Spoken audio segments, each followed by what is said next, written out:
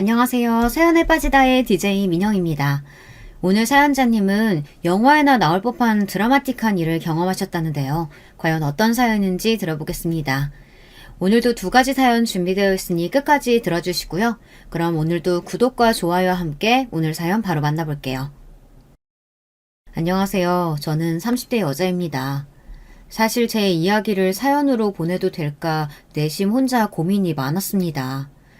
저야 평생 이날만을 기다리며 살았던 사람이라 제가 한 행동에 대해 전혀 후회하고 있지는 않지만 정작 제 인생에 대해 모르는 사람들이 들으면 제 단편적인 모습만 보고 손가락질할지도 모른다는 불안감이 있었어요. 그래서 저는 다시 한번 제게 있었던 일들을 하나하나 되짚어보며 사연을 보내기로 마음을 먹었습니다. 저에 대해 알게 되면 사람들이 저를 더 이해하고 위로해주지 않을까 싶어서요. 저는 고아입니다. 저는 성당에서 운영하는 보육원에서 자랐어요. 저를 키워주신 선생님들과 수녀님 말씀에 의하면 저는 이제 막 걷기 시작했을 무렵 보육원에 맡겨졌답니다. 저를 낳아주신 엄마라는 사람은 저를 보육원에 맡기면서 수녀님께 사정사정했답니다. 지금은 급한 사정이 생겨서 할 수 없이 보육원에 맡기지만 금방 직장을 구하는 대로 곧바로 다시 찾으러 오겠다고요. 아기 엄마라고 하기엔 좀 앳된 얼굴이라 수녀님은 펑펑 울며 보육원을 나가는 아이 엄마의 뒷모습이 어느 때보다 슬퍼 보였대요. 하지만 아무리 그 모습이 슬퍼 보인다고 해도 수녀님과 선생님들은 보육원에 애를 맡기는 부모님들이 대부분 말은 그렇게 하기에 믿지 않으셨답니다. 그런데 역시나 저를 보육원에 맡긴 어머니는 약속한 한 달이 지나고 두 달이 지날 때까지 찾아오지 않았다네요. 보육원 사람들은 당연히 그럴 줄 알았다는 반응이었지만 문제는 저였어요. 제가 보육원에 들어와서 3개월을 잠도 안 자고 매일 밤 울기만 했대요. 보육원에 온 별의별 아이들을 다 겪어봤지만 저처럼 안 자는 애는 다들 처음 보셨대요.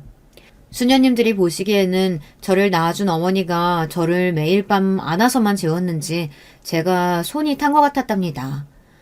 업거나 안아주지 않으면 눈물도 잘 그치질 않고 잠도 자지를 않았대요. 그래서 저는 보육원에 계시던 선생님이나 수녀님들 품에 안겨보지 못한 분이 없을 정도였어요. 그 정도로 안 자고 매일 밤 울기만 했대요. 덕분에 저는 수녀님들 사이에서 울보라고 불렸어요. 어릴 때뿐만이 아니라 커서도 저는 그렇게 자주 울었습니다. 혼자 자기 싫어서 우는 건 물론이고 아침 식사가 시리얼이 아닐 때도 울고 학교에 갔다 왔는데도 아직 밤이 아니라서 울기도 했답니다. 어떨 땐 툭 건드리기만 해도 눈물을 줄줄 흘리니 어른들은 저를 볼 때마다 연기자가 되라고 할 정도였습니다. 중학교에 들어가기 전까지 동생들까지 다들 울보라고 부를 정도로 툭 하면 울었어요. 내성적이고 소심했던 제게 용하게도 한 가지 재주가 있었는데요. 바로 공부머리가 있었습니다. 저는 중고등학교 내내 학교에서 전교 1등을 놓치지 않았습니다. 학원 한번 다녀본 적도 없고 학교 수업만 듣고 와서 집에서 혼자 공부했는데도 시험만 봤다 하면 1등이었어요. 저는 보육원의 자랑이자 골칫덩이였습니다. 공부도 잘하고 학교 생활도 성실하게 잘해서 너무 장하고 기특하지만 수녀님이나 원장님 입장에서는 저에게 더 많은 걸 해주지 못해서 항상 미안해하셨죠. 우리 울보가 이렇게 똑똑한 줄 알았으면 어떻게든 입양 보내려고 내가 힘을 썼어야 했는데 우리 울보 아까워서 어쩌나. 원장님도 참 제가 어떻게든 우리 울보 후원해줄 사람 찾을 테니까 걱정하지 마세요. 울보도 걱정하지 마. 수녀님이 우리 울보 무조건 서울에 대학 보낼 거니까. 원장님과 수녀님은 저를 볼 때마다 저를 더 도와주지 못해 속상해하셨습니다. 저는 누구보다 그런 원장님과 수녀님의 마음을 잘 알기에 두 분 앞에서만은 제가 제 미래에 대해 걱정하고 불안해하고 있다는 티를 내지 않기 위해 노력했습니다.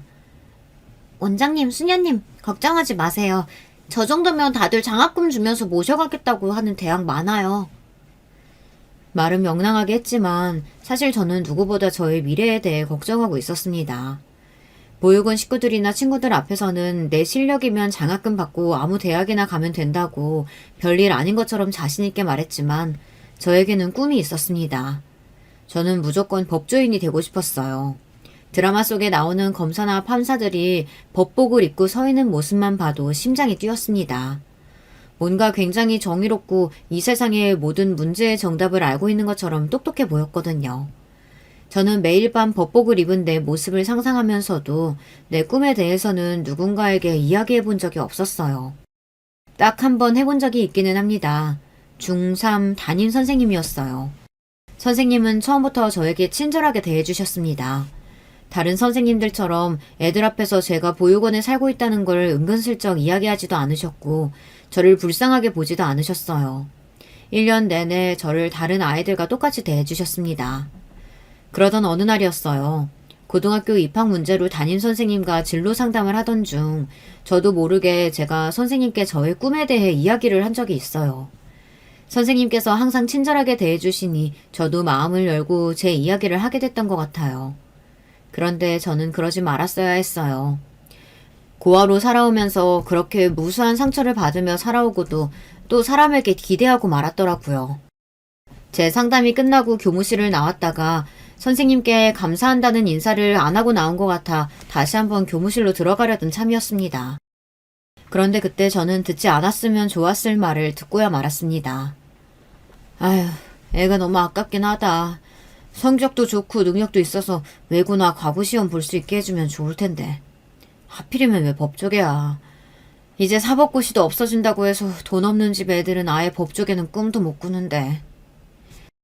담임 선생님 옆자리에 계시던 선생님께서 저와 담임 선생님이 하는 상담 내용을 들으셨는지 제가 나가자마자 곧바로 의자를 끌고 담임 선생님께 가시더니 제가 안타깝다는 식으로 말씀하시더라고요. 법조계는 턱도 없으니 지금이라도 외고나 과고 시험이라도 보면 좋겠다고요. 그런데 그때 담임 선생님께서 생각지도 못한 말씀을 하셨습니다. 이래서 아무리 돈이 없어도 그나마 부모라도 있는 게 나아요. 그랬으면 부모가 똑똑한 자식 아까워서라도 과고나 외국 지원받고 가는 방법이라도 알아봤을 거 아니에요. 보육원엔 애들도 많은데 애 좀 똑똑하다고 신경이나 쓰겠어요. 아휴, 난 참 재수도 없어. 얼마 만에 담임 맡은 반에 전교 1등이 나온 건데 좀 정상적인 가정에서 자라내면 얼마나 좋아. 나도 바빠 죽겠는데 부모 없는 애 뒤치다꺼리 하려니까 아주 등골이 휘어요. 제 앞에서는 언제나 힘내라고 씩씩하게 살라고 응원해 주시던 담임 선생님께서 확 달라진 표정으로 이야기를 하는 모습을 보고 나니 저는 그 자리에 그대로 굳어 아무것도 할 수가 없었습니다. 온몸에 소름이 싹 돋았어요. 담임 선생님께 뭔가 대단한 기대를 한 건 아니었지만 저에게 좋은 기억을 심어줬던 어른이 겉과 속이 전혀 다른 모습을 직접 목격하고 나니 그 충격이 말로 다 할 수 없었습니다. 저는 그날부터 많은 것이 달라졌습니다. 저에게 친절한 사람이든 못되게 구는 사람이든 누구도 믿지 않았어요. 저는 상처받고 싶지 않았습니다. 아무리 제 앞에서는 웃으며 저를 대해도 부모에게 버려진 고아라는 무시무시한 편견을 가지고 생각하는 사람들이 많았으니까요. 그런 사람들에게 한 가지 꼭 보여주고 싶은 게 있었어요. 부모든 선생님이든 누구의 도움도 받지 않고 오로지 혼자의 힘으로 꿈을 이뤄낼 수 있다는 걸요. 저는 고등학교에 들어가서는 전보다 더 사력을 다해 공부했어요. 서울에 있는 명문 법대만을 목표로 공부했습니다. 저는 제가 목표하던 대학에 떡하니 붙었어요. 그때 동네 사람들은 모두 다 저만 보면 박수도 치고 입 바른 소리를 하느라 바빴습니다. 부모도 없이 큰애가 어떻게 그렇게 공부를 열심히 했어? 너희 부모가 너 버린 거 땅을 치고 후회하겠다. 아유, 동네 자랑도 이런 자랑거리가 없다. 다들 뭐하고 있어? 현수막 크게 만들어서 동네 여기저기 다 붙여놔야지. 제가 서울 명문법대에 붙었다는 소식에 동네가 다 떠들썩했습니다. 이러다 정말 이 동네에서 법조인이 나오는 거 아니냐고 다들 설레발이었죠. 저는 그런 소리는 하나도 귀에 들어오지 않았어요. 단지 앞으로 제가 서울에 올라가서 합격한 학교에 다닐 수 있기는 한 건지 그게 궁금할 따름이었습니다. 사실 보육원에서 자란 애들은 고등학교를 졸업하면 보육원을 나가야 해요. 지원금을 받기는 하지만 금액이 적어서 서울에 올라갈 방 하나 구할 돈도 되지 않았습니다. 그래도 다행이었던 건 수녀님과 원장님이 발이 땀나게 알아보러 다니신 덕분에 제가 지자체의 도움으로 서울의 대학을 진학할 수 있었다는 겁니다. 학비 일부와 정착 지원금을 조금 더 받아 월세 보증금 정도는 받을 수 있었어요. 저는 저의 유일한 가족인 보육원 식구들의 열렬한 응원을 받으며 서울에 입성했습니다. 저는 꿈만 같았어요. 이 순간을 기대하고 꿈꾸기는 했지만 제가 정말로 서울에 있는 법대에 입학하게 될 줄은 생각도 못했습니다. 그 순간에야 알았어요. 저 같은 사람도 아주 간절히 바라고 노력하다 보면 아주 작은 행운 정도는 만들어주시는구나 싶더라고요. 거기다가 그래도 아직 하늘이 저를 완전히 버리지는 않으셨는지 사법고시가 없어진다 말이 많더니만 제가 대학을 졸업하고 나서도 사법고시는 3번이나 더 볼 수 있었어요. 저는 3번 남은 사법고시에 제 인생을 다 걸었습니다. 제 형편의 로스쿨은 쳐다도 볼 수 없으니까요. 그런데 이제는 정말 제 인생이 술술 풀리는 걸까요? 저는 사법고시를 도전하자마자 단번에 붙었습니다. 제가 정말 법조인이 됐어요. 저는 꽤 훌륭한 성적으로 사법고시를 패스해 검사로 발령을 받았습니다. 그때가 제 인생에 가장 행복했던 순간이에요. 아무것도 가진 거 없이 덜렁 이 세상에 떨어진 제가 스스로 만들어낸 제 인생이 그 어느 것보다 반짝이고 대단하게 느껴졌거든요. 그런데 저는 아무것도 모르는 애송이였습니다. 나의 시작이 무엇인진 모르더라도 살면서 차근차근 스스로 하나하나 만들어가면 되는 거라고 여겼는데 알고 보니 제 인생에서 제가 아는 건 아무것도 없더군요. 저 혼자 제가 만들어 놓은 허울에 취해 현실을 전혀 모르고 있었어요. 세상은 부모 없는 고아들에게 너무도 잔인했습니다. 검사가 되고 나서 주변에서 소개팅이니 선인이 많이도 들어왔어요. 거기다가 도대체 다들 제 번호는 어떻게 알아내는 건지 흔히 말하는 뚜쟁이들에게도 개인 번호로 전화가 왔습니다. 요즘은 재발가에서도 며느리로 전문직을 많이 원하시더라고요. 검사님께서도 생각 있으시면 제가 좋은 자리 찾아서 연락드릴 테니까 연락 한번 주세요. 처음엔 당연히 나랑은 먼 나라 이야기겠거니 하고 신경도 안 썼는데 시간이 갈수록 저도 남들처럼 연애나 결혼에 관심이 생겼어요. 평생 가족이라고는 보육원 사람들밖에 없었으니 저도 안정적이고 화목한 가정이 생겼으면 하는 마음은 항상 있었습니다. 사실 대학 때까지도 공부만 하느라 제대로 된 연애 한번 해본 적이 없으니 남자를 만나도 뭘 어떻게 해야 할지 몰랐죠. 저는 이대로 있다가는 평생 노처녀로 늙어 죽을 것 같아 주변에서 들어오는 소개팅이나 손자리도 튕기지 않고 다 그냥 나갔어요.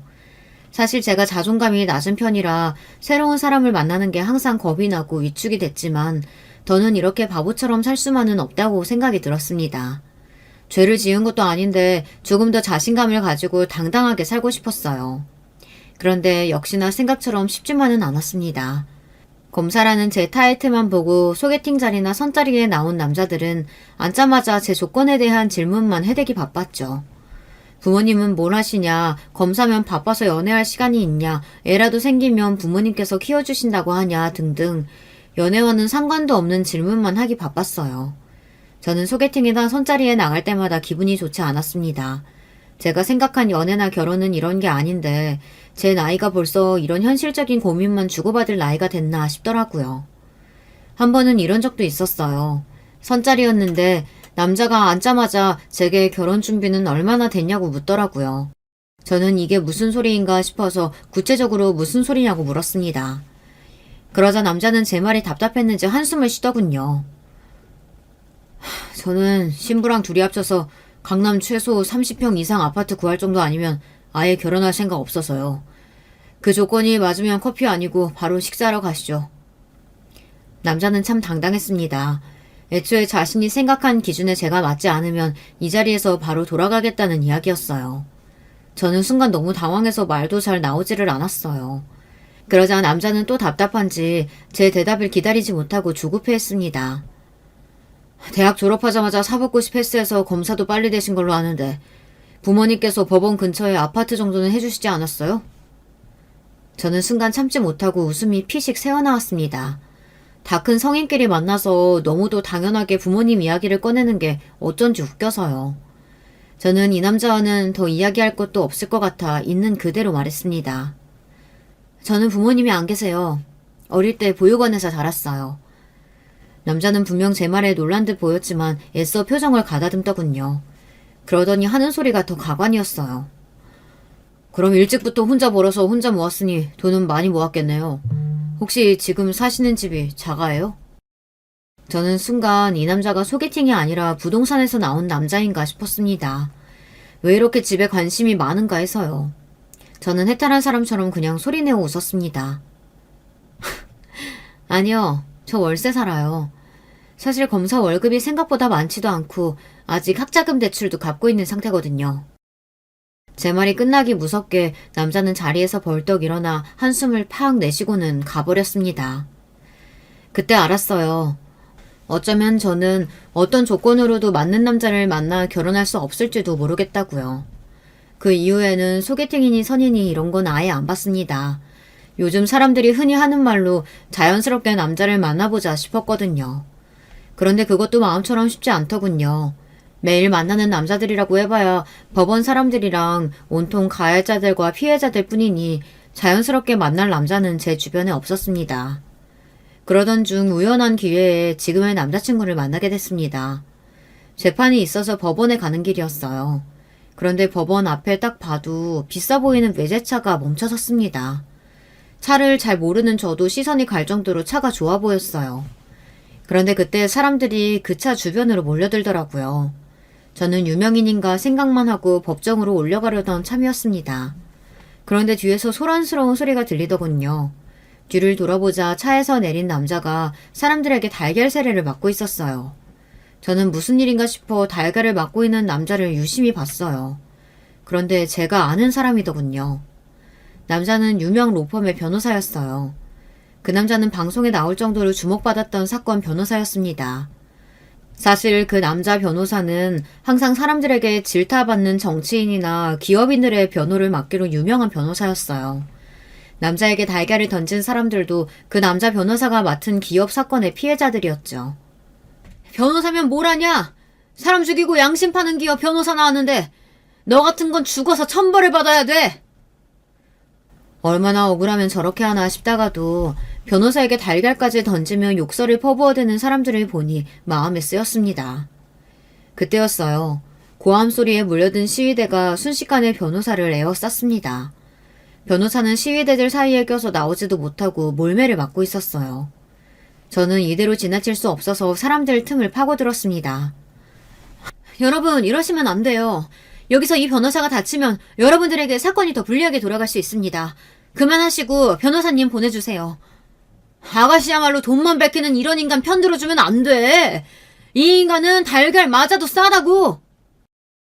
시위하시는 분들의 억울한 마음을 모르는 건 아니지만 그렇다고 변호사에게 행패를 부리는 건 전혀 좋은 방법 같아 보이지 않았습니다. 이러다가 일이 더 커질 것 같아 저는 두 손을 번쩍 들어올렸어요. 저 서울지검 검사입니다. 여러분들 자꾸 여기서 이러시면 이 자리에서 바로 연행되실 수 있습니다. 그만들 하세요. 저처럼 소심한 사람이 어디서 그런 용기가 났는지 저도 모르게 목소리를 높이며 시위대 사람들 틈을 파고들어 변호사를 구출했습니다. 저는 남자를 부축하고 법원 안까지 들어왔어요. 남자는 저에게 고마워했습니다. 저는 애써 괜찮다고 웃어 보이고 가방에 있던 휴지와 물티슈를 다 꺼내줬어요. 바로 재판 들어가셔야 할 텐데 옷을 다 버려서 어떡해요? 이거로라도 좀 닦으세요. 그 순간 말도 안 되는 일이 벌어졌어요. 글쎄 그 남자 변호사가 그 순간 저에게 첫눈에 반했답니다. 남자 변호사는 얼굴이 빨개져서는 그 자리에서 저에게 꼭 나중에 밥을 사겠다고 명함을 받아갔습니다. 저는 그 변호사가 누군지 어떤 사람인지 평소에 알고 있었기 때문에 절대 이성으로서의 감정으로 도와준 게 아니었어요.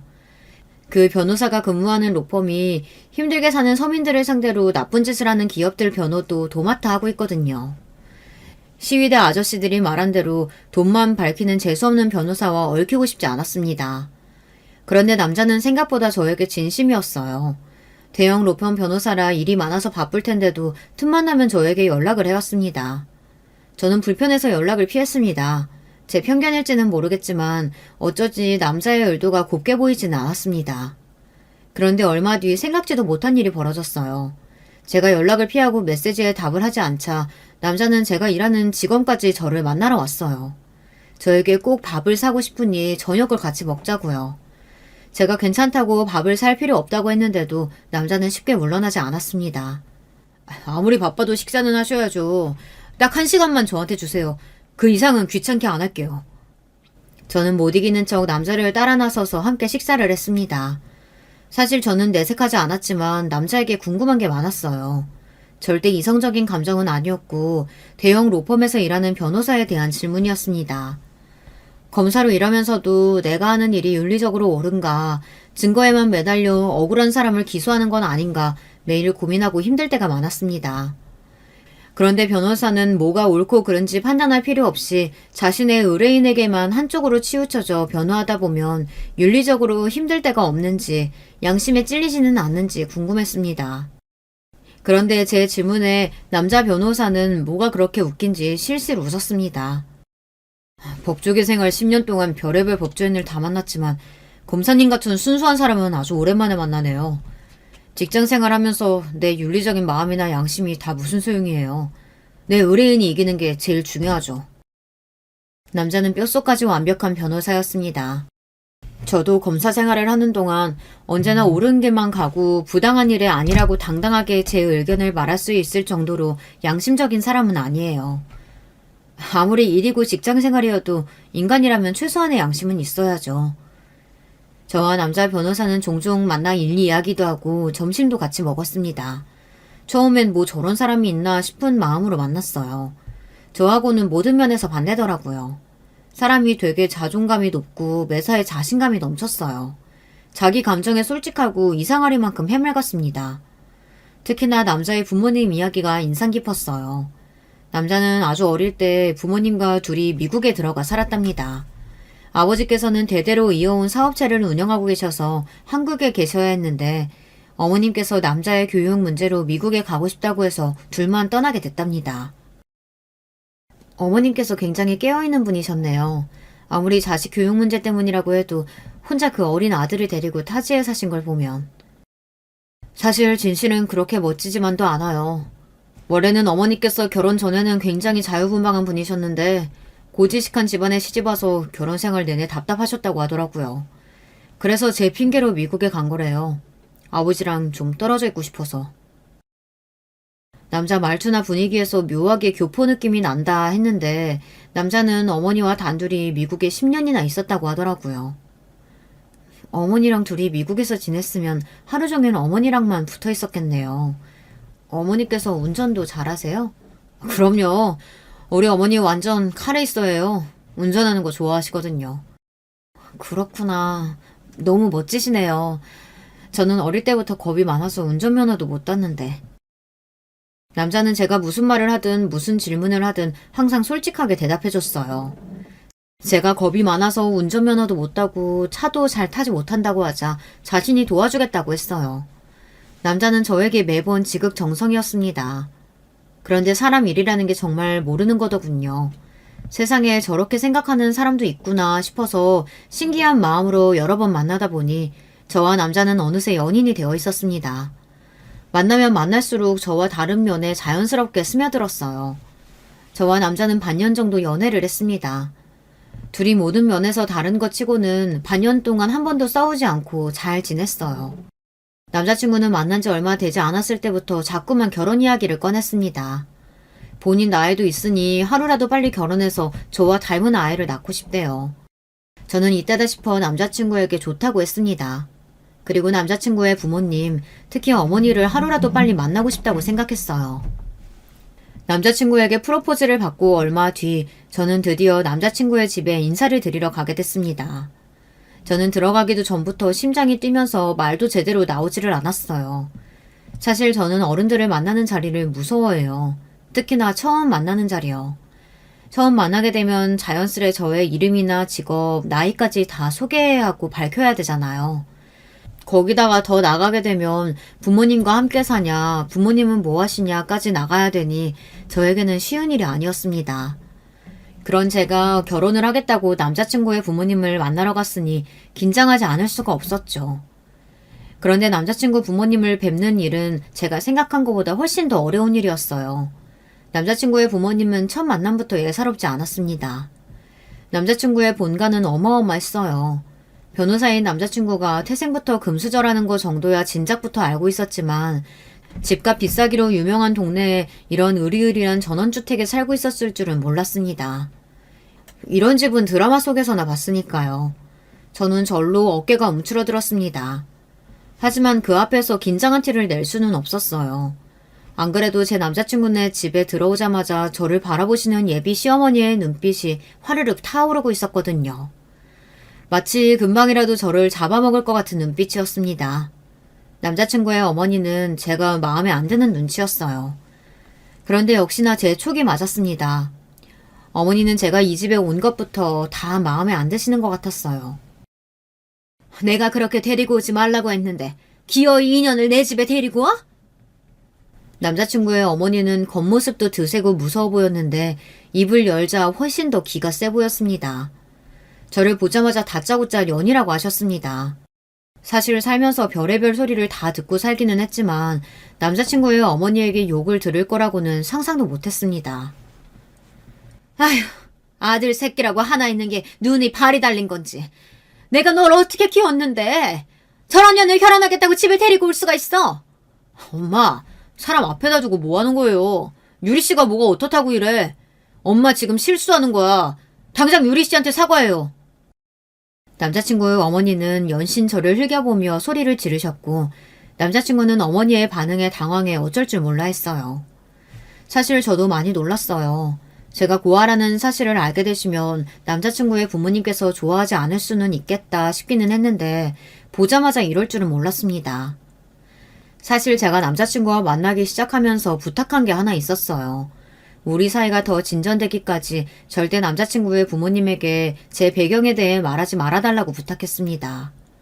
어릴 때 부모에게 버려져 보육원에서 자란 것과 직업이 검사인 것도 비밀로 해달라고 했어요.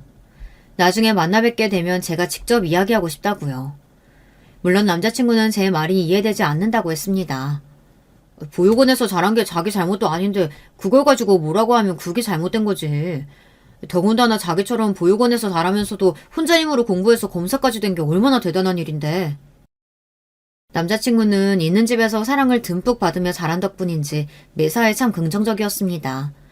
가끔 남자친구를 보면 나도 부모님 있는 집에서 살았으면 저렇게 천진난만했을까 이런 생각이 들 정도로 남자친구는 항상 해맑았습니다. 그래서 나한테 독하다고 이야기하는 사람들도 많아. 내가 얼마나 독하면 부모도 없이 저렇게 악착같이 살았냐고 하는 사람들도 있고. 실제로 제가 검사가 되고 나서 직접 들은 이야기입니다. 제가 일을 잘하면 역시 부모 없이 혼자 독하게 커서 잘한다였고 일을 잘 못하면 백도 없고 고아 출신이 저래서 어떻게 하냐고 그랬어요. 그러다 보니 검사가 되고 나서는 제가 고아라는 사실을 제 입으로 직접 말할 수 없었습니다. 말해봐야 저한테 좋을 게 하나도 없었으니까요. 그러다 보니 자연스레 남자친구에게도 부모님께 말씀드리지 말라고 했습니다. 제가 남자친구의 부모님을 뵙기 전에 부모님께서 저에 대한 선입견을 가지고 마음대로 판단하지 않았으면 해서요. 제가 지금이야 다 자라서 어엿한 사회인으로 잘 살고 있는 것처럼 보이지만 사실 그렇지 않아요. 어릴 때 보육원에서 자라면서 받은 상처가 많다 보니 처음 보는 사람에게 부모님이 안 계신다는 이야기를 하는 게 아직도 쉽지 않습니다. 그리고 보통의 어른들이라면 당신의 귀한 아들이 고아 만나고 있다는 걸 달가워하실 리 없잖아요. 저를 보기도 전부터 만나지 말라고 하시거나 결혼은 절대 안 된다고 할까봐 두려웠어요. 저는 남자친구와 사이가 진지해지기 전부터 미리부터 제가 살아온 배경 때문에 괜한 소리를 듣고 싶지 않았습니다. 남자친구는 분명 인사를 오기 전까지 부모님께 제 이야기를 전혀 하지 않았다고 했어요. 그런데도 남자친구의 어머님은 이미 저에 대해 알고 계신 것 같았습니다. 내가 사과를 하기는 왜 해? 사과는 주제도 모르는 처년이 나한테 해야지. 남자친구는 어머니에게 도대체 왜 이러는 거냐며 어디서 무슨 소리를 들은 거냐고 계속해서 물었습니다. 그러자 그제야 남자친구 어머니께서 저를 막대하는 이유를 말하시더군요. 홍기가 꽉 찰 때까지 도통 연애도 안 하고 손도 자꾸만 마다하길래 아무래도 이상해서 우리 아들 뒤를 좀 캐봤지. 남자친구의 뒤를 캤다는 어머니의 말에 저는 순간 놀라 눈이 휘둥그레졌습니다. 그건 전혀 예상하지 못했던 일이니까요. 남자친구도 어머니의 말에 놀랐는지 도대체 무슨 뒤를 캤다는 거냐고 따져 물었습니다. 그러자 어머니께서 하는 말이 정말 쇼킹했어요. 네가 나 모르게 여자 만나고 다니는 줄 내가 모를 줄 알아? 돈 주고 사람 하나 붙이면 네가 누구랑 뭘 하고 다니는지 나야 금방 알지. 엄마, 지금 나한테 사람 붙이고 미행했다는 이야기야? 엄마 아들 변호사야. 아무리 생각이 없어도 어떻게 변호사 아들한테 사람을 붙여? 변호사는 아들 아니야? 내 아들이 뻔히 말도 안 되는 짓거리 하고 다니는데 엄마로서 어떻게 가만히 있니? 남자친구는 답답하다는 듯 머리를 쥐어짰습니다. 거기다가 저를 보고 미안해 어쩔 줄 몰라 했어요. 그러면 뭐래요. 어머니는 전혀 저나 남자친구에게 미안한 마음이 조금도 없었는데요. 웬 여자랑 붙어 다니길래 어떤 여자인지 기대했더니만 어쩜 부모도 없는 고아 출신에 다 쓰러져가는 월세방에나 사는 여자를 만나고 다닐 수가 있어? 아들, 엄마가 얼마나 실망한 줄 알아? 그래도 똑똑한 놈이니 저러다 말겠거니 했더니만 어떻게 결혼까지 하겠다고 저런 년을 집에 데려와? 말 그대로 남자친구 뒤에 사람을 붙여 저에 대해 알아보셨나 봐요. 제가 고아라는 것도 제가 월세에 사는 것도 벌써 알고 계셨어요. 엄마, 남들보다 배울 만큼 배웠다는 사람이 무식하게 년이 뭐야 년이. 그리고 천박하게 어떻게 사람 뒤를 캐고 다닐 수가 있어. 남자친구는 어머니의 행동이 기가 막히다는 듯 기를 차했어요. 그러면서 제게 다가와 어머니를 대신해 미안하다고 사과를 하겠다고 했습니다. 그 순간 남자친구 어머니는 가만히 있지 않으셨습니다. 저를 노려보며 노발다발했어요. 얼씨구, 저게 아주 여자한테 미쳤네 미쳤어. 저런 년 뭐가 볼 게 있다고 싸고 돌아 싸고 돌기는. 너 정말 내 아들 맞아? 제발 정신 차려. 저런 별 볼 일 없는 게 뭐가 좋다고 이래. 엄마, 이제 정말 그만해. 유리씨 얼마나 귀하고 훌륭한 사람인데 그래. 엄마 자꾸 이러면 나 이 집에서 나갈 거야. 남자친구는 끝까지 제 편을 들었습니다. 그 모습에 남자친구의 어머니는 혈압이 오르는지 뒷덜미를 잡았어요. 귀하고 훌륭? 웃기고 자빠졌네. 그거야 부모 있는 애들한테 하는 말이지. 야, 부모도 없는 고아 주제에 네가 감히 내 변호사 아들을 넘봐? 너도 우리 집 와보니까 네 주제를 알겠지? 내 아들이랑 너랑은 수준 자체가 다르다는 거. 남자친구에게 하다하다 안 되니 저에게 화살이 돌아왔습니다. 그리고 그 순간 믿기지 않는 일이 벌어졌어요. 드라마 속 재벌들은 아들의 여자를 떼어내기 위해 돈봉투를 던지고 물도 엎어버린다는 거야 많이 봐서 알고 있었지만 이런 일이 현실에서도 일어날 줄은 생각도 못했어요. 남자친구의 어머니는 다짜고짜 제 뺨을 세게 날렸습니다. 생각지도 못한 일에 저도 어안이 벙벙해져서 그대로 자리에 우뚝 멈춰서고 말았습니다. 엄마! 지금 뭐 하는 거야? 미쳤어? 유리씨, 괜찮아요? 놀란 남자친구도 저에게 달려와 어머니를 쏘아봤습니다. 하지만 남자친구의 어머니는 처음 보는 제 뺨까지 때려놓고도 전혀 미안한 기색이라고는 없었습니다. 제 뺨을 때려놓고도 뻔뻔하게 눈으로 노려보는 모습을 보니 사이코패스가 따로 없었어요. 지금이야 이 엄마가 너무한다고 원망스럽겠지만 살아봐. 사람은 다 끼리끼리 살아야 탈이 없는 거야. 이 순간 내가 인연 떼어내준 거 너도 나중에 엄마한테 고맙다고 할 거다. 너도 나한테 이런 취급 받았으면 쪽팔린 줄 알고 썩 꺼지지. 뭘 그렇게 멍하니 서 있어? 난 눈에 흙이 들어가도 너 같은 며느리 볼 생각 없으니까 내 아들 옆에서 당장 꺼져. 남자친구의 어머니는 생각한 것보다 훨씬 더 무식하고 아주 깊은 속까지 천박했습니다. 저는 그런 순간에도 어떻게든 이성을 붙잡고 잘 버텨보려고 했어요. 정신을 바짝 차려야 반격을 할 수 있으니까요. 그런데 남자친구의 어머님, 아니 이 여자의 손바닥이 제 뺨에 닿는 순간 저도 모르게 이성이 날아가고 말았습니다. 도저히 아무렇지도 않은 척 참고 있을 수가 없었어요. 저는 떨리는 손을 간신히 부여잡고 여자에게 다가갔습니다. 이까짓지? 변호사? 그게 뭐가 그리 대단하다고 감히 내 뺨을 때려? 나는 당신한테 엄마까지 뺏기고도 혼자 힘으로 대한민국에서 검사된 사람이야. 나라고 당신 못 때릴 것 같아? 저는 그 길로 그 여자에게 다가가 손을 번쩍 들고 똑같이 뺨을 날려줬습니다. 그 순간 그 자리에 있던 사람들 모두가 눈이 다 휘둥그레졌어요. 여자는 제가 자신의 뺨을 때린 것에도 놀랐지만 제가 검사라고 말한 거에 더 놀란 것 같았어요. 저는 곧바로 미간을 구기며 제 가방에서 명함을 한 장 꺼냈습니다. 그러고는 여자의 얼굴에 던져줬어요. 왜? 내가 검사라니까 쫄려? 자, 김미숙 씨 똑똑히 봐요. 당신이 죽인 고미영의 딸 고유리가 어떻게 자라서 대한민국 검사까지 됐는지. 제가 그 여자의 이름을 부르며 소리를 지른 순간 집안에는 잠시 정적이 흘렀습니다. 그때였어요. 멍해진 얼굴의 남자친구가 손을 벌벌 떨며 제게 다가왔습니다. 유리 씨, 지금 무슨 소리라는 거예요? 우리 엄마가 죽이긴 누굴 죽여요?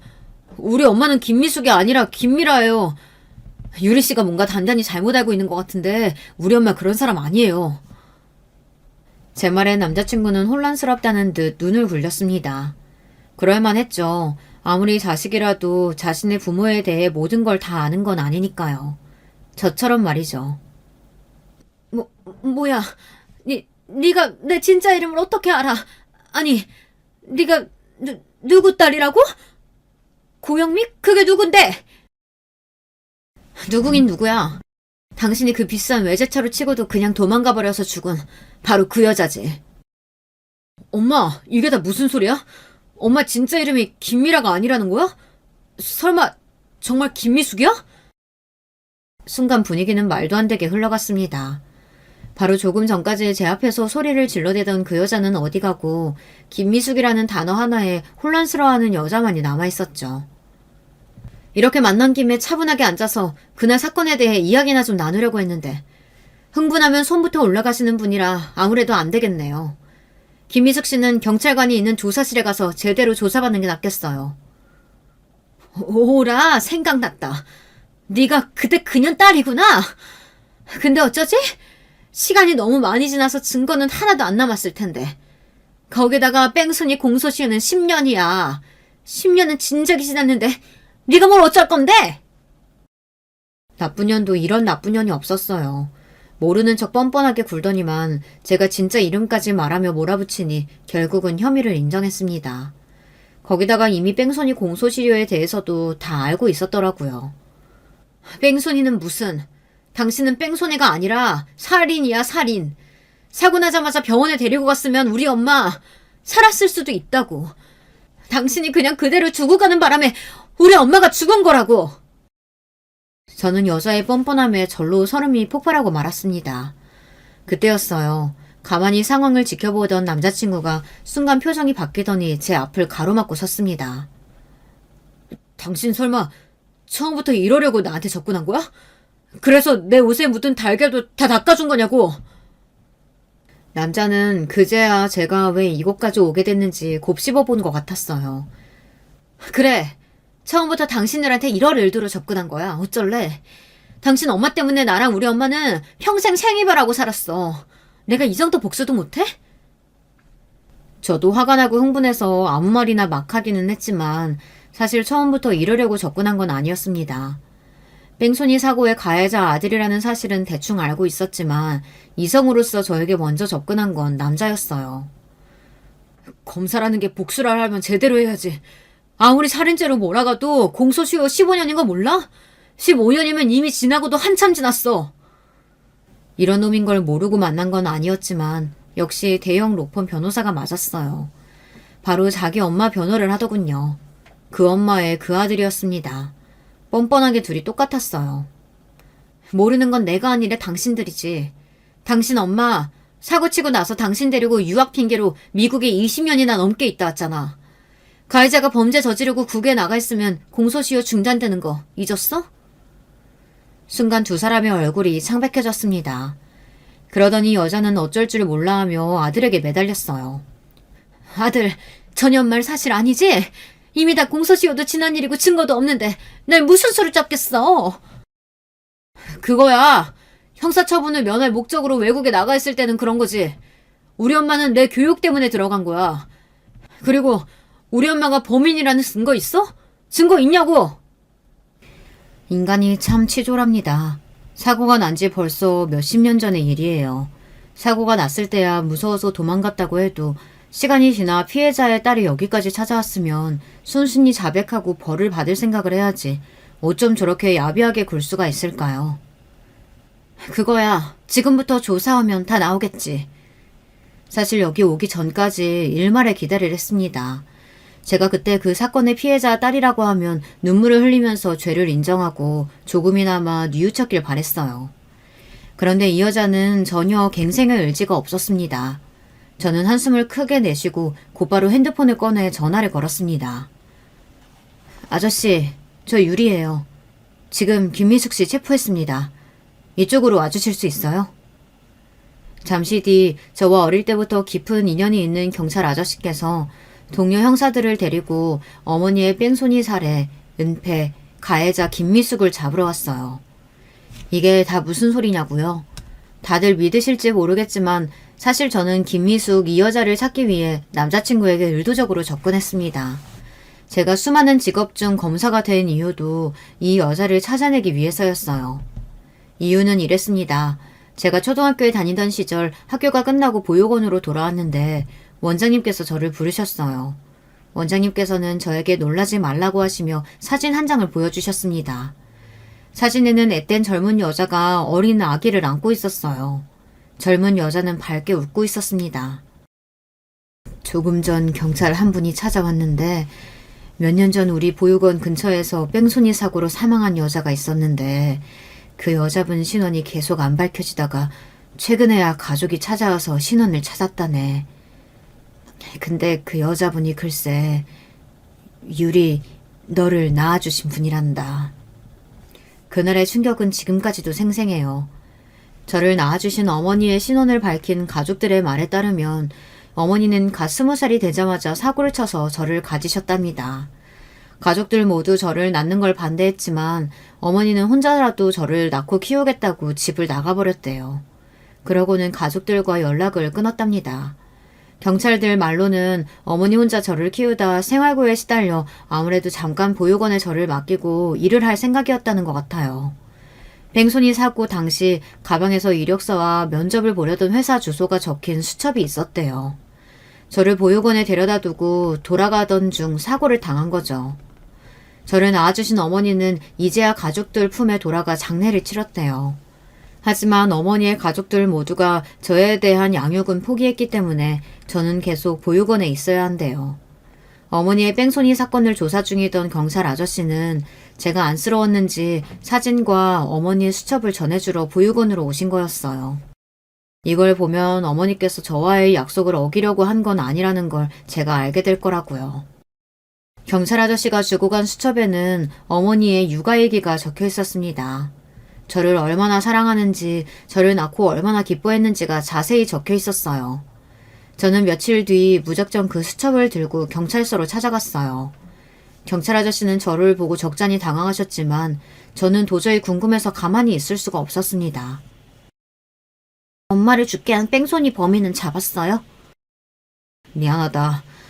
아저씨가 어떻게든 잡으려고 노력은 하고 있는데 몇 년이나 된 사건이다 보니 아무래도 증거가 부족하네. 그래도 아저씨가 포기하지 않고 엄마 죽인 사람 꼭 잡을게. 저도 아저씨 돕고 싶어요. 그 범인 잡으려면 제가 뭘 하면 돼요? 그때까지도 매일 밤만 되면 울어대던 울보가 어디서 그런 용기가 났는지 모르겠어요. 저는 어떻게 하면 엄마를 죽인 범인을 잡을 수 있는지, 제가 도울 방법은 없는 건지 궁금했습니다. 어린 아이가 갑자기 찾아와 뭐든 돕겠다고 했으니 아저씨는 아마 당황하셨을 거예요. 그런데도 아저씨는 신중하게 고민하시더니 제게 한마디를 하셨어요. 아저씨가 경찰이니까 어떻게든 그 나쁜 놈 잡을게. 만약에 아저씨가 네가 어른이 될 때까지 그 나쁜 놈 못 잡으면 네가 법에 대해 잘 아는 정의로운 어른이 돼서 아저씨 좀 도와줄래? 법에 대해 잘 아는 정의로운 어른이 누군데요? 아저씨처럼 경찰이 되면 돼요? 경찰도 좋지만 아저씨보다 더 힘이 센 검사나 판사가 돼서 나타나주면 아저씨는 더 고맙지. 그 한마디였습니다. 당시 경찰 아저씨는 어린 저에게 큰 짐을 지고 평생 살게 하고 싶지 않아서 저에게 최대한 희망을 가지고 살게 해주고 싶었대요. 그래서 한 말이었다는데 저는 그 말 한마디를 믿고 법조인이 되기 위해 부단히도 노력을 한 거죠. 그렇게 저는 검사가 되자마자 어머니의 사건을 파헤쳤어요. 워낙 오래된 사건에다가 시골 동네라 증거도 없고 목격자도 없었지만 그래도 저는 끝까지 범인을 찾기 위해 노력했습니다. 그러던 중 사건은 의외의 곳에서 말도 안 되는 타이밍에 풀렸습니다. 제가 조사 중인 사건 중에 살인사건의 은폐를 도와준 심부름센터가 하나 있었어요. 조사 중 심부름센터에서 뺑소니를 친 사람들의 의뢰를 받고 증거를 지워주기도 한다는 이야기를 듣게 됐습니다. 저는 그때부터 제가 살았던 보육원 근처 심부름센터란 센터는 다 뒤지고 다녔습니다. 혹시나 보육원 근처에서 사고를 낸 가해자가 근처에서 심부름센터를 이용한 건 아닌가 싶어서요. 그런데 드디어 하늘이 저를 도왔습니다. 주변 심부름센터들을 조사하던 중 한 곳에서 뺑소니에 사고 있었던 비슷한 시기에 폐업을 한 곳이 하나 있다는 이야기를 듣게 됐어요. 폐업한 가게 사장이 폐업하면서 웬 부잣집 사모님 하나를 제대로 물었다며 이제는 힘든 일 안 해도 된다는 소리를 했다고 하더라고요. 그때 폐업한 가게 사장을 찾아가 조사하던 중 뺑소니를 친 가해자가 김미숙이라는 여자라는 증거를 확보했어요. 거액을 주고 일을 맡긴 증거가 그 사장에게 그대로 있더라고요. 그리고 사고가 난 직후 여자가 갑자기 개명하고 아들을 데리고 미국에 가버렸다는 사실도 알게 됐습니다. 저는 김미숙이 범인이라는 확신을 가지고 증거를 모으던 중 그 여자의 아들이 변호사라는 사실까지 알게 됐어요. 제 인생과 어머니의 인생을 무참히 짓밟은 인간들이 얼마나 잘 사는지 궁금해서 그 여자의 아들에 대해 조사했습니다. 그런데 너무도 멀쩡하게 잘 먹고 잘 사는 모습을 보니 저도 모르게 배알이 꼬였어요. 그래서 남자를 더 자세히 알고 싶어 먼저 다가간 거였습니다. 물론 남자가 저를 좋아하게 된 건 계획에 없었어요. 하지만 그런 마음을 이용해서라도 복수하고 싶을 정도로 제 마음은 간절했습니다. 이 정도로 하늘에 계신 어머니의 서름이 풀리지는 않겠지만 그래도 김미숙에게 가장 큰 절망을 느끼게 해주고 싶었어요. 그토록 아끼는 아들 앞에서 손목에 수갑을 차는 모습을 보이게 하고 싶었습니다. 그 후로는 어떻게 됐냐고요? 김미숙은 현재 감옥에 있습니다. 뺑소니를 치고 그대로 피해자를 방치해 살인에 이르게 한 죄와 심부름센터를 고용해 증거를 은폐하려던 정황, 그리고 이름까지 개명하고 미국으로 넘어간 것까지 모두 다 형량에 포함됐습니다. 이재와 김미숙이 벌을 받게 된 게 속상하기도 하지만 어쩌면 잘 될 일일지도 모르겠다는 생각이 듭니다. 젊어서 감옥에 갔다면 나이가 들기 전에 나와 자신이 무슨 짓을 한지도 모르고 또 천연덕스럽게 살아갔을 거예요. 그런데 다 늙어서 사건의 진실이 밝혀져 감옥에 들어갔으니 출소할 때쯤이면 아마 80은 됐을 겁니다. 자식이 결혼하고 손주를 낳는 것도 아마 못 보겠죠. 저는 얼마 전 처음으로 어머니께서 계신 납골당에 처음으로 다녀왔습니다. 사실 경찰 아저씨께서 진작 알려주셨기 때문에 어머니가 어디 계신지 알고는 있었지만 도저히 찾아뵐 수가 없었어요. 그런데 이제는 그래도 어머니를 뵐 수 있을 것 같아 다녀왔습니다. 그리고 경찰 아저씨에게 받았던 사진과 수첩도 납골당 안에 넣어드렸어요. 이 사진과 일기 덕분에 지금까지 잘 참고 견뎌서 검사까지 됐습니다. 이제 범인도 잡았으니 어머니도 그곳에서는 부디 아무 근심 없이 즐겁게 보내세요. 제 인생을 돌아보면 부모 없는 고아라는 사실에 너무도 많은 중점을 두고 살아왔던 것 같아요. 스스로 안쓰러워하고 불쌍해하며 행복이 뭔지 즐거운 게 뭔지도 모른 채 바보처럼 살았습니다. 이제는 그러지 않을 거예요. 어머니께서 물려주신 고유리 제 이름으로 당당하게 살아갈 겁니다. 저의 기구하고도 영화 같은 이야기를 끝까지 들어주셔서 감사합니다. 많은 인생 선배님들께서 저에게 앞으로도 씩씩하게 잘 살라고 응원의 메시지 댓글로 남겨주시면 너무나 감사하겠습니다. 여러분, 두 번째 사연 시작하기 전에 좋아요, 구독 꼭 눌러주실 거죠? 그럼 두 번째 사연 바로 시작합니다. 안녕하세요. 평생을 건설 노가다 현장에서 흙먼지 마시며 살아온 70살이 넘은 노인네입니다. 아내와도 사별한 지가 20년이 넘어서 영락없는 호라비 노가다꾼 할배지요. 제게는 20년간 지극정성으로 기른 의붓딸이 하나 있습니다. 친자식은 아니었지만 아이 엄마를 무척이나 사랑했기에 그 사람의 딸인 이 녀석을 친딸보다도 더 정성스럽게 길렀다고 자부할 수 있습니다. 그런 딸아이가 이 애비의 진심도 모르고 가슴에 비수를 꽂은 일이 있어서 오늘은 그 하소연을 좀 해보려고 이렇게 펜을 들었습니다. 저는 찢어지게 가난한 어린 시절을 보냈습니다. 아버지는 전쟁통에 돌아가셨는데 그때는 제가 갓난쟁이였을 때라 평생 아버지의 얼굴조차 본 적 없이 살았습니다. 몸이 약했던 어머니는 여기저기 친척집을 떠돌며 얹혀 살면서 어렵게 저와 누나를 기르셨죠. 저와 누나는 국민학교에 들어갔을 적부터 품팔이를 하며 스스로의 생계를 알아서 책임져야 했습니다. 저는 그때부터 구두 닦기부터 해서 남의 집 소장농은 물론 시장 배달일에다가 심지어는 똥구루마 짊어지는 일까지 말 그대로 안 해본 일이 없습니다. 그러다가 12살쯤 되었을 때였을까요? 공사 현장에서 벽돌 나르는 일을 하면 일주일치 삭슬 하루 만에 벌 수 있다는 말을 듣고선 처음으로 노가다판에 발을 들였습니다. 체구도 작고 어려서 힘이 없던 저를 현장 소장 아저씨는 단박에 문전박대했지만 제가 몇 날 며칠을 조르고 졸라 겨우 일을 할 수 있게 됐죠. 어린 제가 하기에 공사장 일은 정말 험하고 힘들었습니다. 첫날 일을 마치고선 그대로 도망가 버릴까 생각도 했지만 어렵게 제게 일을 맡겨주신 현장 소장님을 생각해서라도 그럴 수 없었습니다.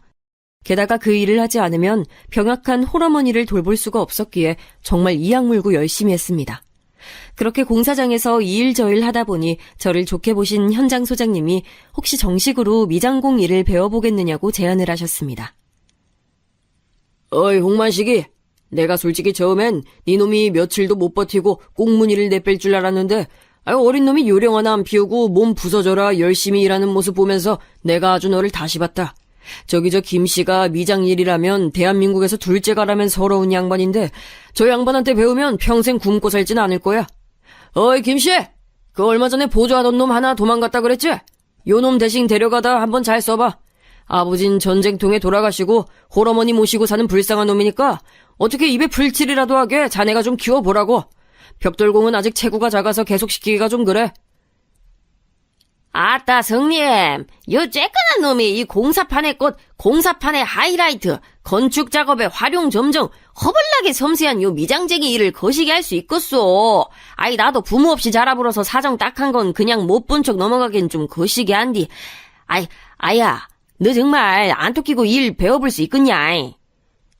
네, 아저씨. 저 뭐든 가르쳐만 주세요. 밥 벌어 먹을 수 있는 일이면 뭐든지 다 할 수 있어요.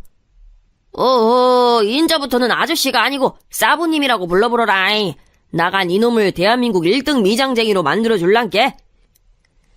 그렇게 저는 스승인 김씨 아저씨 밑에서 미장공 일을 열심히 배웠습니다. 중학교에까지 진학할 사정이 여의치 않았기에 저는 국민학교를 졸업하자마자 본격적으로 김씨 아저씨를 보조하면서 차근차근 기술을 습득해 나갔습니다. 그렇게 10년 가까이 공사 현장에서 미장 일을 배우고 나니 저도 꽤 숙련된 전문가가 되어 있었습니다. 아야 만식아, 나가 이제 니놈한텐 더 가르쳐줄 것이 없는 것 같은께 인자부터는 얼른 군대 갔다 와서 독립을 해보러라. 그 정도 기술력이면 어디 가서 굶어 죽진 않을 텐께. 저는 그렇게 스승님이었던 김씨 아저씨께 큰 절을 올리고 그 곁을 떠났습니다. 때마침 영장이 나와서 군대를 다녀오게 됐고 제대할 때쯤 되니까 공교롭게도 국가에서 발급하는 미장기능사라는 자격증 시험이 생겼죠.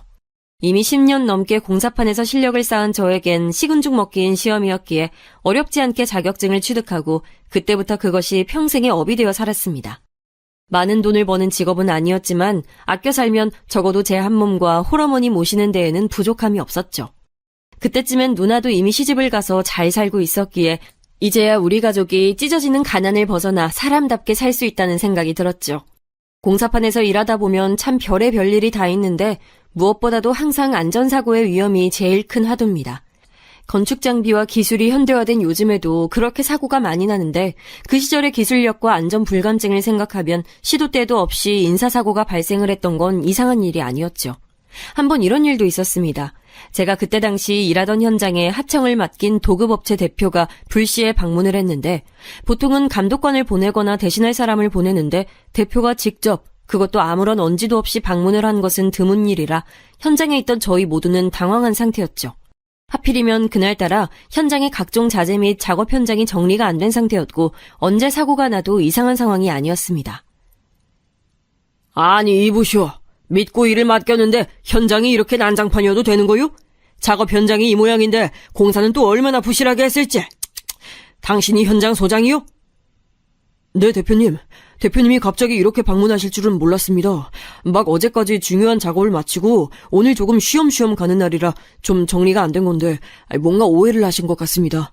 앞으로 항상 현장 정리에 힘쓰겠습니다. 이 양반이 어디서 약을 팔고 앉아있어? 내 이 시간부로 당장 당신네 대표 찾아가서 계약 해지할 테니 그런 줄 아쇼. 그렇게 그 대표님이 현장 소장님을 심하게 나무라고 있던 찰나였습니다. 저기 위험해요! 근처 크레인에 간당간당하게 매달아 놓았던 철물 건축 자재가 막 떨어지려고 하는데 하필 그 밑에 그 대표님과 현장 소장님이 서 있었고 저는 재빨리 몸을 날려 두 사람을 반대편으로 크게 밀쳤습니다. 엄청난 굉음과 함께 크레인에서 떨어진 자재들은 저희가 몸을 날려 널브러진 바닥 바로 옆에 아슬아슬하게 떨어졌죠. 하마터면 거기 있던 모두가 목숨을 잃을 뻔한 엄청나게 위험한 상황이었습니다. 그 대표님은 자칫 목숨을 잃었을 수도 있는 그 상황에 더욱 분개하며 말했습니다. 내가 이럴 줄 알았지! 이딴 식으로 일하는 사람한테 일을 맡기다니, 아유! 내가 당신네들 계약 해지뿐만 아니라 손해배상까지 톡톡하게 청구할 테니 그렇게 하시오! 그렇게 돌아서던 분은 저에게 와서 한마디 건넸습니다. 아무리 그래도 내 목숨 구해준 선생님 이름 석자라도 듣고 싶소. 선생 아니었으면 내 오늘 황천길로 직행할 뻔했습니다. 무사하셔서 다행입니다. 제 이름은 홍만식이라고 합니다. 홍만식 선생님, 기억하겠습니다. 그럼 이만. 그렇게 돌아간 그 대표님과는 그것이 마지막일 줄 알았는데 오랜 세월이 지나 정말 우연찮은 기회로 다시 뵈었습니다. 그 이야기는 좀 뒤에 가서 다시 말씀드리도록 하겠습니다. 아무튼 다음날 다시 현장에 갔을 때는 공사가 당분간 중단이 되었으니 더 이상 그 현장에는 나오지 않아도 된다는 통보를 받았습니다. 나중에 전해 듣기로는 그 도급업체 대표님과 하청업체 간의 법적 분쟁으로까지 일이 번지게 됐다고 했습니다. 그 뒤로 건물이 어떻게 됐는진 모릅니다. 저의 목숨조차 위험했던 현장이었기 때문에 그 뒤로 다시는 그쪽으로 발길을 두지 않았거든요. 이처럼 험한 현장에서 파리 목숨처럼 일하는 데다가 늙은 홀어머니를 모시고 사는 저였기에 장가를 가기란 쉽지 않은 일이었습니다. 40이 훌쩍 넘을 때까지 노총각으로 살았으니 결혼은 거의 포기한 상태였죠. 사실 누나를 통해서 선자리도 몇 군데 들어왔었습니다만 괜한 저의 자격지심에 다들 깊은 관계로까지 이어지진 못했죠. 그렇게 가정을 이루는 것을 포기하고 있을 때쯤 현장에서 같이 일하던 여자 도배사 한 명과 연이 깊어졌습니다. 네, 이 사람이 바로 제 아내입니다. 처음에 알게 됐을 땐 애딸린 과부라고 전해 들었는데 참한 용모와 달리 홀로 딸아이를 먹여 살려야 했기 때문에 성격은 둘도 없는 여장부였죠. 나이도 저보다 10살이나 어리고 여자 도배사는 그때 당시에 정말 흔하지 않았기에 그런 그녀가 현장에서 적응을 해낼 수 있다는 것은 정말 대단한 일이었습니다. 현장의 아재들이 시도 때도 없이 치근덕거리고 농담을 할 때도 눈 하나 깜빡하지 않고 맞받아치거나 싸우는 모습을 보면서 저런 게 아이 혼자 키우는 엄마의 힘이구나 하는 생각이 들었죠. 저 역시 홀어머니 밑에서 자랐기 때문에 그런 그녀의 모습에 큰 호감을 갖게 됐습니다. 그녀 역시 모두가 자기한테 치근덕거릴 때에도 묵묵히 자기 할 일만 열심히 하는 제 모습에 끌렸다고 했습니다. 그렇게 서로에게 호감을 느끼고 가까워지면 질수록 이 사람과 그 딸아이의 앞날을 책임지고 싶다는 생각이 들었습니다. 아내는 처음에는 자신이 애딸린 홀엄마라는 사실에 결혼을 망설였지만 저 역시도 이제 곧 쉰을 바라보는 노총각에 홀어머니를 모시고 사니 어차피 비슷한 신세 아니겠냐며 끈질기게 설득했습니다. 그렇게 아내는 결국 마음의 문을 열었고 결혼을 약속하게 됐습니다. 처음 딸아이를 만나던 순간이 아직도 기억이 납니다. 이제 갓 중학생이 된 사춘기 소녀였죠. 민정아, 인사드려. 새아빠 되실 분이야. 네가 민정이구나. 엄마 통해서 얘기 많이 들었어. 공부도 아주 잘하고 엄마 말씀도 잘 듣는다지? 아저씨는 홍만식이라고 한다. 엄마, 그게 무슨 소리야? 새아빠라니. 누구 맘대로 새아빠야. 나한테 아빠는 우리 아빠밖에 없어. 아저씨 우리 집에서 나가요. 얘, 너 이게 아저씨한테 무례하게 무슨 짓이야? 얼른 사과드리지 못해? 몰라. 엄마 미워. 딸아이는 저를 처음 보는 자리에서 대놓고 싫은 티를 내며 그 자리를 뛰쳐나갔습니다. 사실 처음부터 저를 두 팔 벌려 환영할 거란 기대는 하지 않았지만 너무나 격하게 저를 거부하는 모습에 사실 상처를 받기도 했습니다. 하지만 저 역시도 그 나이 때 제 어머니가 재혼을 하실 거라 했다면 분명히 똑같은 반응을 했을 거란 생각에 한편으론 그 아이의 행동이 이해가 가기도 했습니다. 미안해요, 만식 씨. 제가 아직 지 아빠를 못 떠나보냈나 봐요. 괜찮아. 시간이 지나면 점차 받아들이겠지. 중요한 건 민정이도 이제 내 딸이 될 거라는 사실이고 당신이랑 나랑 민정이 셋이 오순도순 행복하게 잘 살자. 고마워요, 만식 씨. 그렇게 저희는 혼인신고만 하고 그날로부터 함께 살기 시작했습니다. 다행히 어머니 눈 안에서 모신다고 하여 저도 마음의 짐을 하나 덜고 시작할 수 있었습니다. 가장 큰 숙제는 딸아이의 마음을 여는 것이었죠. 처음 1년은 저랑 겸상도 하지 않았습니다. 학교 갔다가 돌아오면 바로 자기 방으로 직행을 했고 거의 한 번도 밖으로 나오지 않았습니다. 하루는 학부모 상담이 있어서 아내가 학교에 방문을 해야 했던 일이 있었는데 하필이면 아내의 일이 바빠서 갑자기 가기 힘든 상황이 됐습니다. 때마침 제가 그때는 시간이 남아서 대신 방문을 했습니다. 딸아이 방과 후 담임선생님과 약속한 시간에 찾아뵙고 이런저런 얘기를 하고 있을 때였습니다. 뭐예요? 아저씨가 여길 왜 와요? 민정아, 웬일로 이 시간까지 집에 안 가고 있었구나. 어머니가 바쁘시다고 해서 아버님이 이렇게 대신 오셨어. 선생님, 이 아저씨 제 아빠 아니에요. 아저씨 얼른 일어나세요. 얼른요! 민정아, 아무리 그래도 아버지께 이게 무슨 무례야. 아빠 아니라니까요. 아, 짜증나, 진짜. 딸아이는 또 한 번 그렇게 저를 등지고 뛰쳐나갔습니다. 늘 딸아이의 뒷모습만 보는 것 같아 서글펐죠. 선생님, 죄송합니다. 저 아이가 아직 저를 받아들이기엔 이른 것 같네요. 아버님도 고충이 많으시겠어요. 민정이가 공부도 잘하고 참 예의가 바른 아이인데 이런 모습은 저도 처음 봐서 당황스럽네요. 어쩔 수 없죠. 언젠간 마음 열겠죠. 하지만 그렇게 영원히 열릴 것 같지 않던 딸아이의 마음도 제가 계속해서 잘해주고 챙겨주니까 아주 조금씩 마음을 여는 것 같았습니다. 틈만 나면 제가 꼬깃꼬깃 모아놓은 돈들을 털어서 또래 아이들이 좋아할 만한 선물이나 먹을 것들을 사다 줬고 열리지 않는 방문 앞에 늘 그것을 쌓아뒀는데 어느샌가 방문에 쌓여있던 그것들을 점차 방 안으로 한두 개씩 들고 들어가는 모습을 봤거든요. 저는 이제야 저 아이가 저를 점차 받아들이는구나 하는 생각이 들었습니다. 이따금씩 셋이서 한식탁에서 밥을 먹기도 했습니다. 물론 밥 먹는 동안 거의 한마디도 하지 않았지만 그 어색한 순간마저 제게는 매우 감사한 순간이었죠. 이제 그렇게 딸아이도 마음의 문을 열어가니 아내와 저는 열심히 각자 일을 하면서 딸아이만 잘 부양하면 꽤 행복한 가족이 되겠다라는 생각에 행복에 겨워 있을 때쯤이었죠. 그만 제 인생에서 가장 가슴 아픈 일이 생기고야 말았습니다. 아파트 현장에서 일을 하던 아내가 그만 실족사를 한 것입니다. 처음 병원에서 전화를 받았을 때는 온 세상이 무너져 내리는 줄 알았습니다. 다른 현장에 있던 저는 모든 걸 내팽개치고 불이 나게 병원으로 달려갔지만 이미 아내는 싸늘한 주검이 되어 있었습니다. 험한 현장 일을 하면서 동료들이 다치는 것을 수도 없이 봐왔지만 내가 가장 사랑하는 사람이 이렇게 허망하게 떠날 줄은 상상도 못했습니다. 그대로 바닥에 주저앉아 멍하니 허공만 쳐다보고 있는데 뒤늦게 딸아이가 담임선생님과 함께 도착했습니다. 안 돼, 엄마! 딸아이 역시 대성통곡을 하며 슬퍼했고 그 슬픔이 제 마음속에 고스란히 전달이 됐습니다. 사랑하는 아내를 갑자기 떠나보낸 저의 아픔도 아픔이지만 엄마까지 어린 나이에 앞세워보낸 딸아이의 심정은 오죽할까 싶었습니다. 장례가 어떻게 끝났는지도 모르게 정신없이 지나간 후에 저는 딸아이를 앉혀놓고 이야기했습니다. 민정아, 이제 이 세상에 너에게 남은 가족은 이 아저씨 하나뿐이야. 너는 인정하지 않을지 몰라도 난 분명하게 너의 법적인 보호자고 또 너의 아빠야. 너가 클 때까지, 아니 너의 남은 생 동안 내가 아빠 된 사람으로서의 모든 의무를 다하마. 그게 사랑했던 네 엄마에 대한 내 도리야. 네, 고마워요, 아저씨. 아니, 아빠. 딸아이의 입에서 처음으로 들은 아빠라는 말에 한없이 기뻐야 했지만 딸아이나 저나 둘 다 가장 사랑하는 사람을 떠나보내야 했기 때문에 그런 것을 누릴 마음의 여유도 없었습니다.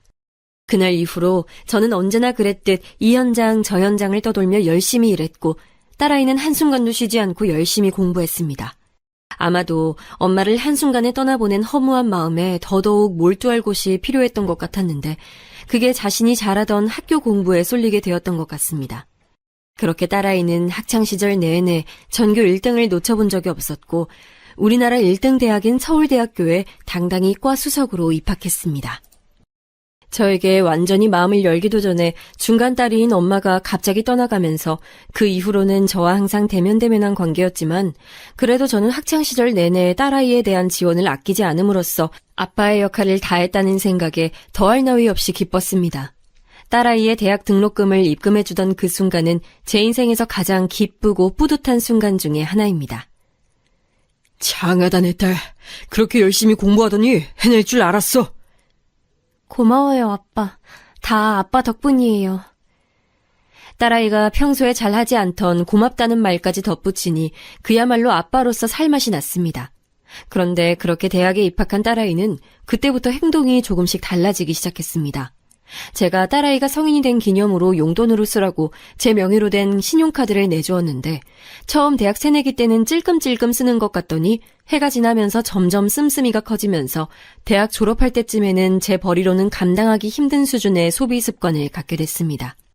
우리 형편에 맞지 않는 명품 의류에 손을 대기 시작했고 친구들과 놀러 다니는 유흥비와 식비도 감당 못할 수준이 됐습니다. 아마 중고등학교 시절 내내 공부만 하느라 억눌려온 마음을 그렇게 해소하는 것 같았는데 아무리 그래도 그건 너무 심한 수준이었습니다. 민정아, 이제 대학 졸업할 나이도 됐는데 씀씀이를 좀 줄여야 하지 않겠니? 아빠도 이제 늙어서 현장 일은 점점 줄어드는데 네 씀씀이가 감당이 좀 안 되네. 저는 한 번도 딸아이에게 아쉬운 소리를 한 적이 없었는데 그때만큼은 처음으로 아쉬운 소리를 냈습니다. 돈을 주는 사람은 전데 제가 부탁을 하게 되는 조금은 희한한 상황이었죠. 그런데 돌아온 딸아이의 답변은 다소 충격적이었습니다. 아빠, 지금 뭐 용돈 얼마나 줬다고 그런 소리를 내? 아빠, 나 서울대 수석 장민정이야. 나 정도 되면 이래저래 사회적으로 품위 유지하려면 얼마나 돈 많이 들어가는 줄 알아? 이 정도 능력 되는 딸 키우려면 그 정도는 감당해야지. 너무나 예상 밖의 당당한 딸아이의 태도에 저는 크게 당황했습니다. 의붓딸이라고 조심스레 오냐오냐 키운 게 화근이었죠. 저는 단순한 마음에 친아빠로서 채워줄 수 없는 공허함을 양아버지인 제가 할 수 있는 한 최대한 경제적으로 지원을 해주면 그것을 조금 메꿀 수 있지 않을까 하는 생각에 그 무수한 세월을 하루같이 열심히 일했는데 그게 오히려 딸아이의 버릇을 잘못 들인 꼴이 되어버린 것입니다. 중고등학교 내내도 제가 제공해주는 여러 경제적 지원을 당연하게 생각하더니 하나밖에 없는 딸이라고 카드까지 내어주니까 아주 제 돈을 자기 돈처럼 여기고 있었습니다. 민정아, 아이 무슨 말이 그래? 너희 아빠가 너 키우느라고 험한 공사판에서 평생 얼마나 힘들게 일했는지 알면서 그런 소리를 해? 아무튼 정말 더 이상은 감당이 어려우니 계속 그렇게 돈 쓰고 다닐 작정이라면 그 카드는 해지해야겠다. 아, 짜증나, 진짜. 나 다음 주에도 친구들이랑 여행 가기로 했는데 해지하긴 뭘 해지해? 아무튼 그렇게 알고 있어라. 저는 더 이상은 딸아이의 응석을 받아주면 안 될 것 같아서 그 길로 바로 카드를 해지 신청했습니다. 카드가 끊긴 걸 안 딸아이의 히스테리는 점점 더 심해졌죠. 방문을 들어갈 때마다 문을 세게 쾅쾅 닫는 건 기본이고 기본적인 집안일은 하나도 하지 않았고 먹은 음식은 일부러 보란 듯이 하나도 치워놓지 않았습니다. 제게 무언의 시위를 하는 것이었어요.